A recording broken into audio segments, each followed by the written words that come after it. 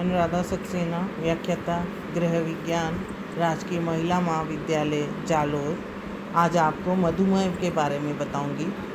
मधुमेह वह रोग है जिसमें इंसुलिन हार्मोन की कमी से हमारे शरीर का कार्बोज का चयापचय प्रभावित होता है और जो ग्लूकोज को ग्लाइकोजन में परिवर्तित हो जाना चाहिए इंसुलिन के द्वारा, वो हमारे शरीर में नहीं हो पाता और इसलिए यकृत में जमा होने के जगह ग्लाइकोजन न बनने के कारण जो ग्लूकोज हम खाद्य द्वारा लेते हैं वो हमारे रक्त के अंदर ही रह जाता है और उसकी वजह से हमारे शरीर का रक्त में ग्लूकोज की मात्रा धीमे धीमे बढ़ जाती है और बढ़ने के कारण, अधिक मात्रा में होने के कारण मधुमेह रोग हो जाता है। तो अगर हम कुल मिला के समझा जाए तो हम ये कह सकते हैं मधुमेह रोग एक हार्मोन की कमी के कारण, जिसका नाम इंसुलिन है, हमारे शरीर में उसकी कमी होने के कारण, जो कि पैनक्रियाज यानी अग्नाशय ग्रंथि द्वारा स्रावित होता है बीटा सेल से, वो न होने के कारण होता है। अगर इंसुलिन हार्मोन हमारे शरीर में किसी भी द्वारा, भले ही इंजेक्शंस के द्वारा, दवाइयों के द्वारा दिया जाए, तो हम इसको कंट्रोल कर सकते हैं। ये दो कारणों से हो सकता है। एक तो इंसुलिन न बनना। इंसुलिन न बनना मतलब होता है कि हमारे शरीर द्वारा इंसुलिन बन ही ना रहा है। अब अगर हमारे शरीर इंसुलिन नहीं बना रहा है, पूर्णतः नहीं बनाएगा, तो कार्बोज का पाचन नहीं हो पाएगा और वो हमारे रक्त के अंदर ग्लूकोज की मात्रा को बढ़ाएगा, जो कि मुख्य कारण है। दूसरा कारण हो सकता है कि हमारे शरीर में इंसुलिन बन तो रहा है पर हमारे शरीर द्वारा प्रॉपर नहीं बन पा रहा, पूर्ण नहीं बन पा रहा, जो कि हमारे कार्य को, हमारे जो ग्लूकोज है उसका उपापचयन कर पाए और उसका सही सदुपयोग कर पाए। ऐसी स्थिति में हमें, हमारे को दवाइयों द्वारा या इंसुलिन देने के द्वारा, हम हार्मोन के किसी इंजेक्शन के द्वारा अपने शरीर में इंसुलिन का निर्माण करके और खाद्य को पाचन का काम करते हैं। ये टाइप 1 और टाइप 2। पहला वाला टाइप 1 जिसमें कि हम जो इंसुलिन पे डिपेंडेंट हैं। दूसरा हम टाइप 2 जिसमें हम इंसुलिन डिपेंडेंट नहीं है, नॉन इंसुलिन डिपेंडेंट डायबिटीज़। तो यानी दो तरीके की डायबिटीज़ होती है, इंसुलिन डिपेंडेंट डायबिटीज़ और नॉन इंसुलिन डिपेंडेंट डायबिटीज़। तो इसका मतलब ये दोनों मेन कारण है इंसुलिन का न बनना। इसके कारण क्या क्या होते हैं, क्यों ये किसी को ये रोग लगता है और किसी के बनता है, किसी के नहीं बनता है? इसका सबसे मेन कारण आनुवंशिक गुण है। अगर आपके बाप दादा या नाना नानी या दादा दादी के किसी को भी डायबिटीज़ था तो आपको होने के चांसेस बढ़ जाते हैं और ये देखा गया है कि ज़्यादातर आनुवंशिक गुणों के कारण ही ये डायबिटीज़ होता है, मधुमेह रोग होता है। दूसरा कारण इसका मोटापा रहता है। मोटापा, जो मोटे व्यक्ति होते हैं उनमें मोटापे की वजह से ज़्यादा उपापचयन की आवश्यकता होती है और इंसुलिन न होने के कारण वो रक्त में शर्करा का स्तर बढ़ जाता है और वसा भी उसको उपापचयन में प्रभावित करती है। इसलिए मोटापे के कारण भी डायबिटीज़ अधिक होता है। आरामदायी ज़िंदगी हम आजकल जीना पसंद करते हैं, हल्का काम करते हैं, लगभग हमारे सारा काम तो मशीनें ही करती हैं। तो ऐसी कंडीशंस के कारण भी, कम कार्य करने की वजह से भी उपापचयन प्रभावित होता है और हमारे अंदर, रक्त के अंदर शर्करा की मात्रा बढ़ जाती है। धीरे धीरे उम्र के साथ भी ये हार्मोन बनना कम होता है और उसके वजह से भी मधुमेह रोग हो जाता है। तो ज़्यादातर 45 उम्र पार करने के बाद लगभग सभी को थोड़ा थोड़ा इंसुलिन प्रभावित होता है। किसी का ज़्यादा प्रभावित होता है तो वो मधुमेह रोग से ग्रसित हो जाता है और किसी का कम प्रभावित होता है तो वो उस चीज़ को एडजस्ट कर लेता है और उसके साथ में उसका प्रभाव कम रहता है।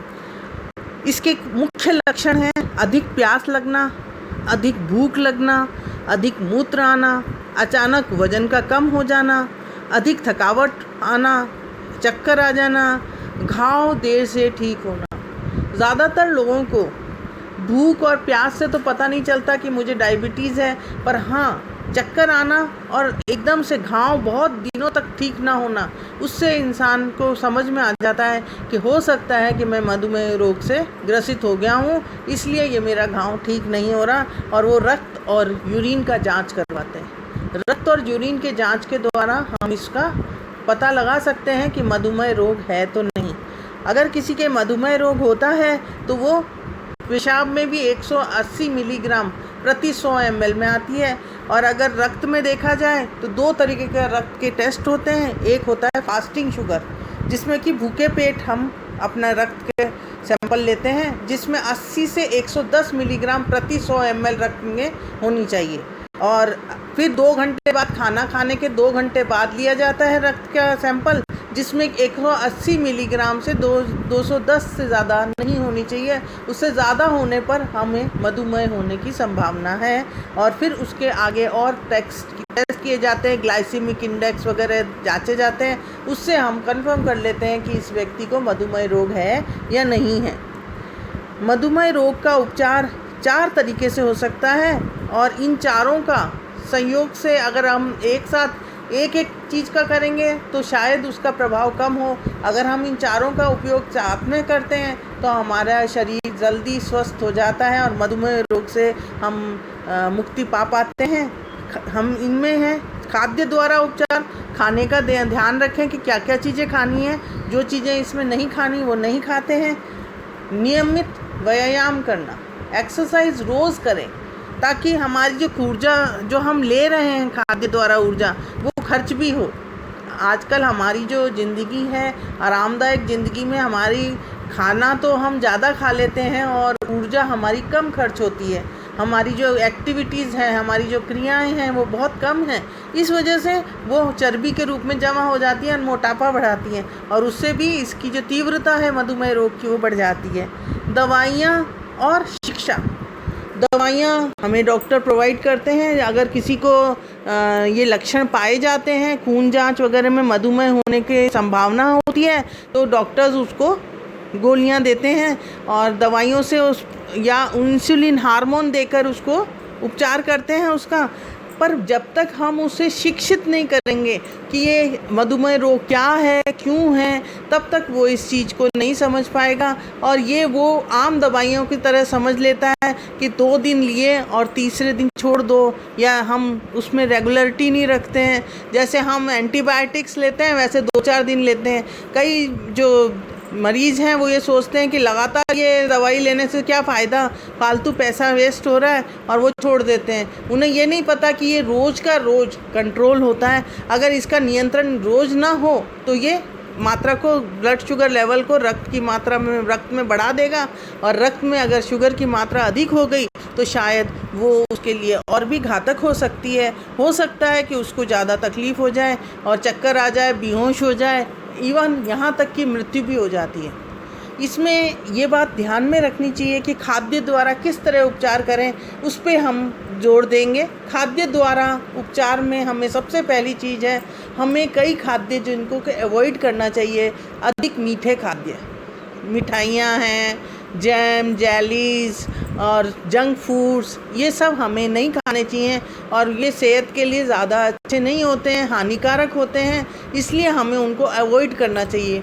कभी कभार खाने में कुछ नहीं होता है, पर अगर हम अपनी आदतों में वो शुमार कर लेते हैं कि रोज़ हमें मिठाई खानी है, रोज़ हमें जंक फूड्स खाने, जब भी हमें भूख लगती है हम कुछ खाते रहते हैं, आराम से हम काम बिल्कुल नहीं कर रहे हैं, ना हम कोई कार्य ढंग से करते हैं, ऊर्जा युक्त कोई कार्य नहीं करते हैं, ऊर्जा खर्च करने का कोई वो नहीं काम कर रहे हैं, तो ऐसे में हमें इन सब चीज़ों का ध्यान रखना चाहिए कि हम कितना मीठा फूड्स ले रहे हैं, कितनी ये जैम, जेलीज़ वगैरह खा रहे हैं, इसको अवॉइड करना चाहिए, पहली चीज़।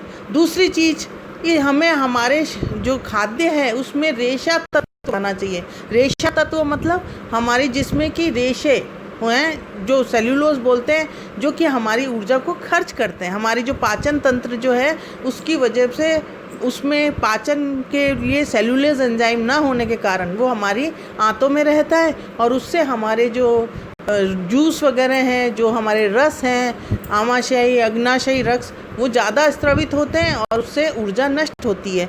इसलिए हमें ज़्यादा रेशा तत्व का इस्तेमाल करना चाहिए, जैसे हरी सब्जियां हैं, पत्तेदार सब्जियां हैं, आपकी अन्य सब्जियां हैं। सिर्फ हमें जड़दार सब्जियों का उपयोग बहुत कम करना चाहिए, ताकि जड़दार सब्जियों में कार्बोस की मात्रा बहुत अधिक होती है और वो इजीली सरलता से सुपाच्य होता है। तो इसलिए हमें शकरकंद, आलू, इन सब को अवॉइड करना चाहिए। फिर हमें प्रोटीन की मात्रा अधिक रखनी चाहिए, बीज युक्त खाद्य खाने चाहिए। राजमा वगैरह जैसे जो बीज युक्त खाद्य हैं उनमें ग्लाइसेमिक इंडेक्स बहुत कम होता है और वो हमारे सेहत के लिए फ़ायदेमंद होता है। इसी तरीके से हम फ्रूट्स खा सकते हैं, जूस पी सकते हैं, पर हमें उसमें मीठे फलों का अवॉइड करना चाहिए। मीठे फल हमें उपयोग में कम में लाने चाहिए। सूखे मेवे और वसामय पदार्थ हमें कम इस्तेमाल करने चाहिए, ताकि हमारी ऊर्जा बढ़े ना और हम कम ऊर्जा युक्त खाद्य खाएं। तो इसमें कम ऊर्जा युक्त खाद्य, प्रोटीन की मात्रा अधिक रखने से ज़्यादा फ़ायदा होता है। अगर हम इन सब बातों का ध्यान रखेंगे तो शायद हम अपने मधुमेह रोग पर कंट्रोल पा जाएंगे, नियंत्रण कर पाएंगे, और इसका सही मैनेजमेंट से ही हम मधुमेह रोग को सही कर सकते हैं। मधुमेह रोग नहीं है, मगर इसका जो प्रबंधन है वो आवश्यक है। अगर हम डेली का प्रबंधन उसका सही कर लें तो वो हमें पता भी नहीं चलेगा, हमारी रोज़ की आदत हो जाएगी कि हम इन्हीं चीज़ों पर डिपेंडेंट करें। एक साथ खाना ना खाएं, 3-4 टुकड़ों में बांट के खाएं, ताकि हमारा अचानक से टाइप 2, ज़्यादातर हमारे देश में टाइप 2 इंसुलिन वाला है मधुमेह रोग, इसलिए हमें ये ध्यान रखना चाहिए कि थोड़ी थोड़ी देर में थोड़ी मात्रा में खाद्य खाएं, खूब पानी पिएं ताकि हमारे पेट भरा रहे, खूब रेशेदार फल खाएं, अपने खाद्यों में हम खूब सारी सलाद इत्यादि का उपयोग करें, ताकि हमारे शरीर के लिए वो फ़ायदेमंद बने और हम उसको खाकर स्वस्थ रह सकें। तो आज हमने मधुमेह के रोग के बारे में आवश्यक जानकारी हासिल की। उम्मीद है आप इस पे ज़रूर क्रियान्वित करेंगे और मधुमेह रोगी को आहार देते वक्त ध्यान रखेंगे। धन्यवाद।